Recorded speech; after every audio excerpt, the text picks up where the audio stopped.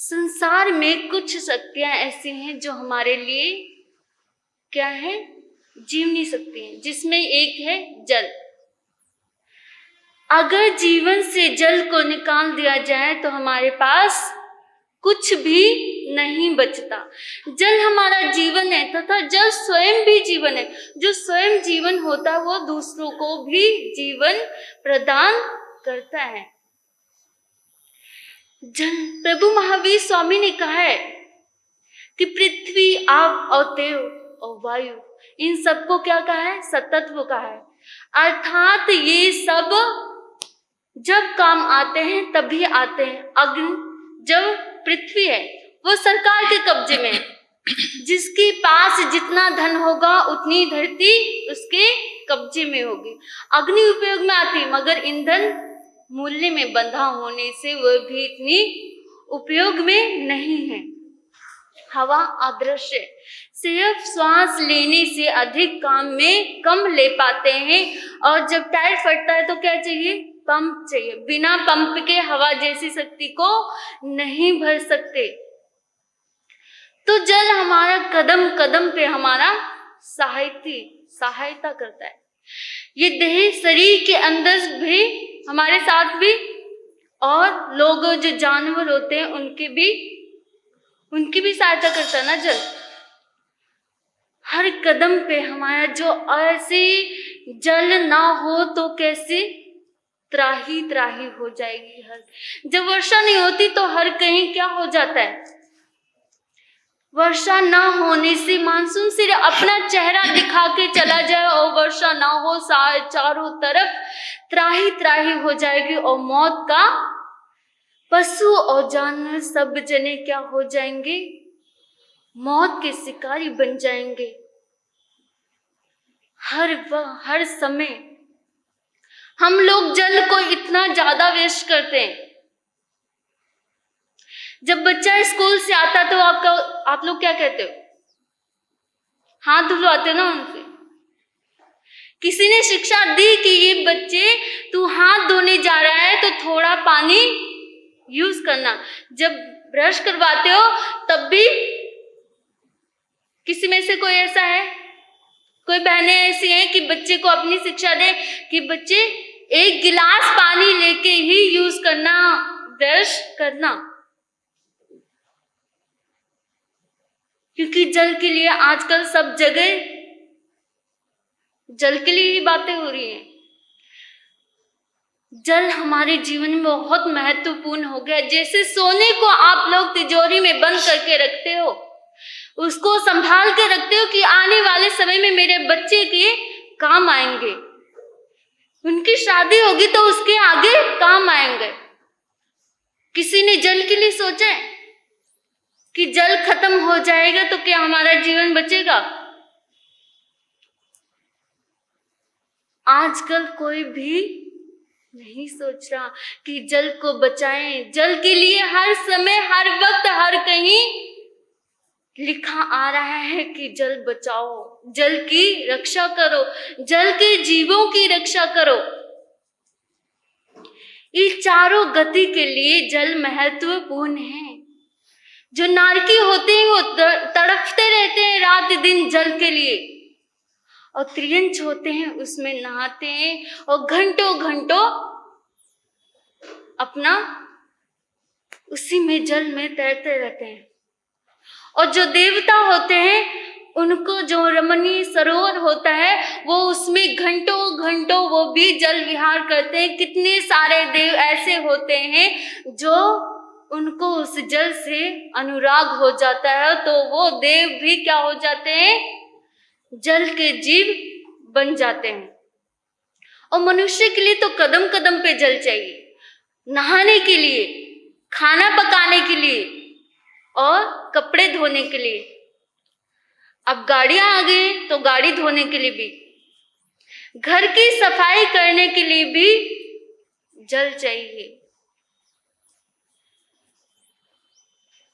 हम लोगों को पता है जल इतना महत्वपूर्ण है, फिर भी हम उसका दुरुपयोग करी जा रहे हैं।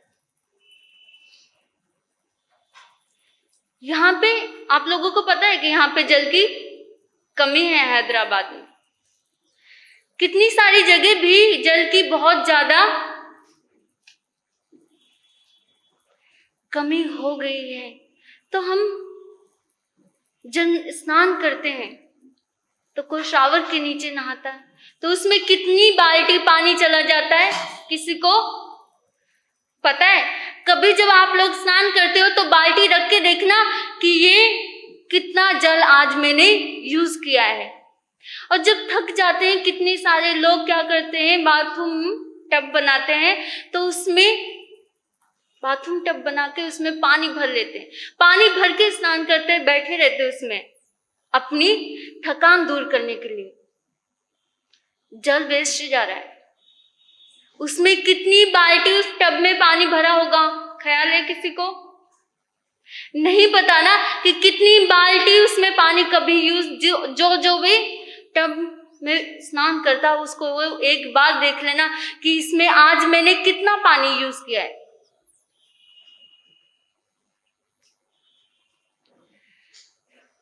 हम लोगों को सोचना चाहिए,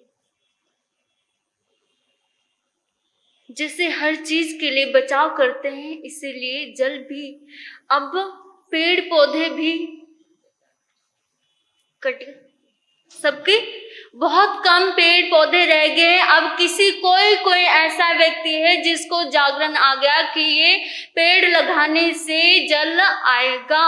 और पेड़ कितने साल में बड़े होते हैं? 5 साल भी लग जाते हैं, ज्यादा से ज्यादा 10 साल भी। कितने सारे पेड़ पौधे ऐसे होते हैं जो 10-20 साल भी इतनी, उसमें जो जड़ें होती हैं पानी वो ज्यादा सोख लेते हैं। तो उसके कारण से, पेड़ पौधे के कारण से भी जल सुरक्षित रहता था। आजकल तो जंगल सारे हट गए हैं। क्योंकि किस लिए जंगल हटे हैं? क्योंकि अपने मकान बना रहे हो,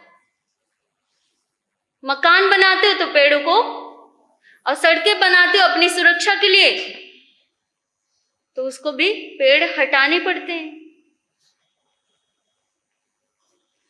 हमारे लिए जब हर कदम पे जब वर्षा होती है तो दीवारों में सीलन किसके कारण आती है? पानी के कारण आती है ना।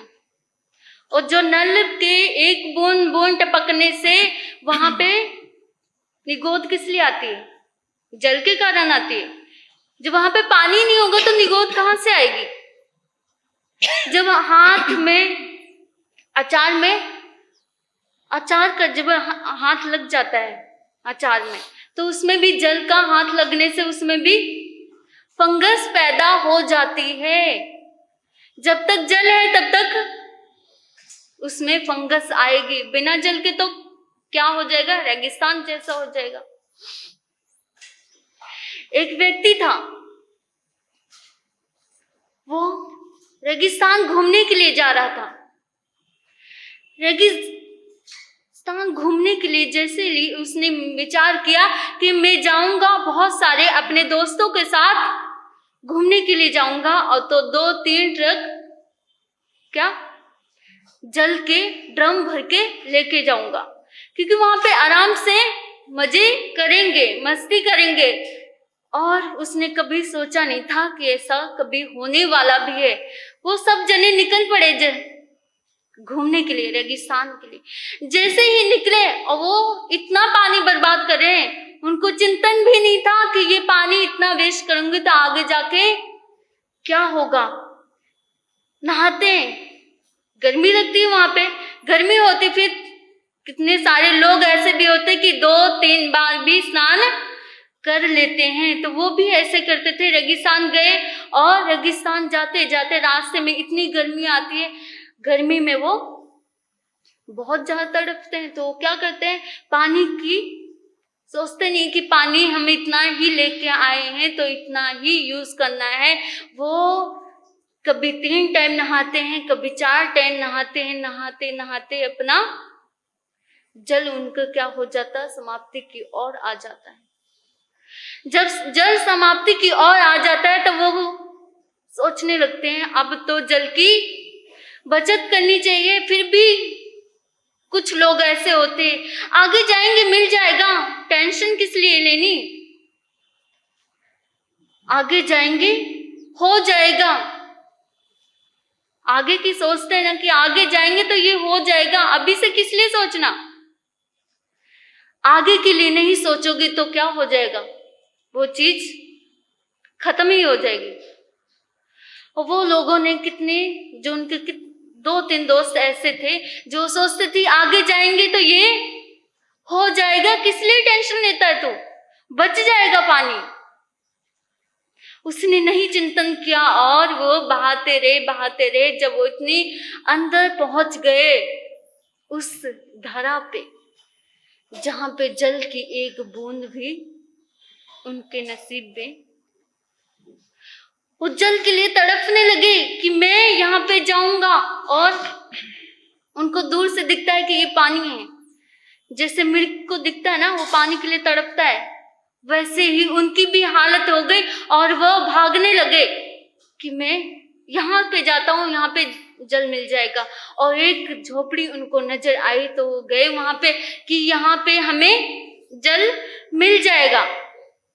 तो उस झोपड़ी में भी गए, उनको वहां पे भी जल नहीं मिला। फिर आगे दूसरी झोपड़ी देखते हैं कि उसमें का शायद जल मिल जाए। उस झोपड़ी के अंदर देखते हैं सब कहीं, वहां पे उस झोपड़ी के अंदर कोई भी नहीं रह रहा था, सुनसान, बिल्कुल खाली। जाके खोलते हैं गेट और खोल के देखते हैं कि एक बोतल टंगी हुई है।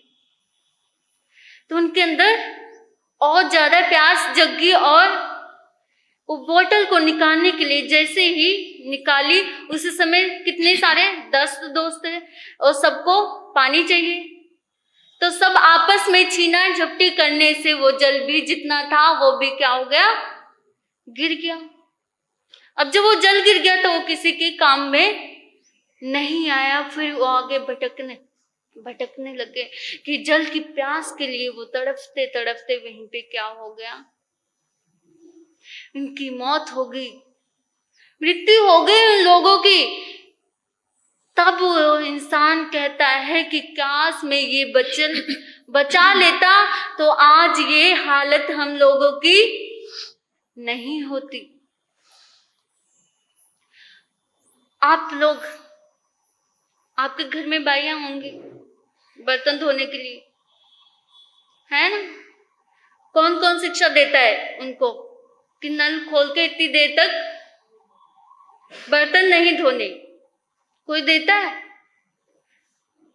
कोई भी नहीं देता कि ये इतना पानी वेस्ट करने से आप लोग बचाओगे तो शायद एक बाल्टी बचने से भी दूसरे के काम में आ सकता है। ये मैं सोचो कि सामने वाला इतना बहा रहा है तो मैं क्यों ना बहाऊं, सामने वाला इतने घर को अच्छे से धो रहा तो मैं क्यों ना करूं। सामने वाले के निर्भर होते होते हमारा जीवन भी सामने वाले जैसा मत बना लेना। आप लोगों की जीवन प्यारा है कि सामने वाले जैसा प्यारा है? वो जाएगा तो आपको भी जाना है। वो कुएं में कूदेगा तो आपको भी कुएं में कूदना है क्या? वो फांसी पे लटकेगा तो आपको भी उसी में वैसे ही बनना है, वैसे ही फांसी लगानी है। सामने वाला क्या कर रहा है उसके ऊपर मत सोचो, हम स्वयं के ऊपर सोचे कि हमें बचाव करना है। जो एक दिन में 10 बाल्टी यूज करता है और 10 में से एक बाल्टी किसी ने, 10 में से 10 लोगों ने एक एक बाल्टी निकाल दी तो कितनी बाल्टी हो जाएंगी? 10 बाल्टी पानी बचत हो जाएगा ना।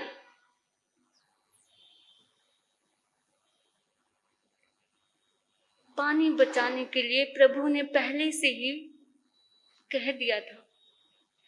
और इसमें क्या होती है, जल एक जीव है ना, जीव होते हैं ना, उसमें असंख्यात जीव होते हैं। एक बूंद के अंदर किसने, प्रभु महावीर स्वामी ने फरमाया था कि एक बूंद के अंदर असंख्यात जीव होते हैं। तो हम जब इतना जल यूज करेंगे तो उसमें कितनी जीवों की हिंसा होगी, कितना पाप लगेगा। कोई नहीं सोचता पाप के लिए। पाप लगेगा, पता है कि पाप लगेगा इसमें, फिर भी 25 बोल पढ़ते हो आप लोग, उसमें बताते हैं कि जल की इतने जीवों में इतने जीव मरते हैं, तो हम लोग क्यों ना बचत करें। हम लोग, आप लोग, जितने भी लोग हैं, कौन कौन ऐसा है कि आज के दिन कम पानी यूज करेगा। आप लोग तो बहुत अच्छे हो, सब जने हाथ खड़े कर दिए कि पानी कम यूज करेंगे। हम लोग बचाएंगे तो सामने वाला भी देख के, आपको क्या पता कि वो भी बचाने की सोचे। घर धुलवाते हो तो ये नहीं बाई को कभी कहते हो कि बाई इतना पानी यूज करना, ये इतनी जगह धोनी है तो इतना ही यूज करना, ज्यादा मत यूज करना। उनको भी शिक्षा दो, आपके घर में आई है, आप जैन हो, समझा सकते हो, उनको ज्ञान नहीं है, आप ज्ञान दे सकती हो। कितने सारे लोग ऐसे हैं जो नॉन जैन को भी क्या सिखाते हैं ना, कर्म सिखाते हैं ना, तो हम क्यों ना जल के ऊपर भी थोड़ा बहुत समझा सकते हैं। तो प्रभु ने कहा है कि जल के जीवों की रक्षा करो, और जल हमारा जीवन है, जल स्वयं भी जीवन है। जो स्वयं जीवन है उसकी तो हमें रक्षा करनी ही चाहिए। जो हमें जीवन दे रहा है उसकी रक्षा करनी चाहिए ना सबको। तो इसी के साथ बोली भगवान महावीर स्वामी की जय।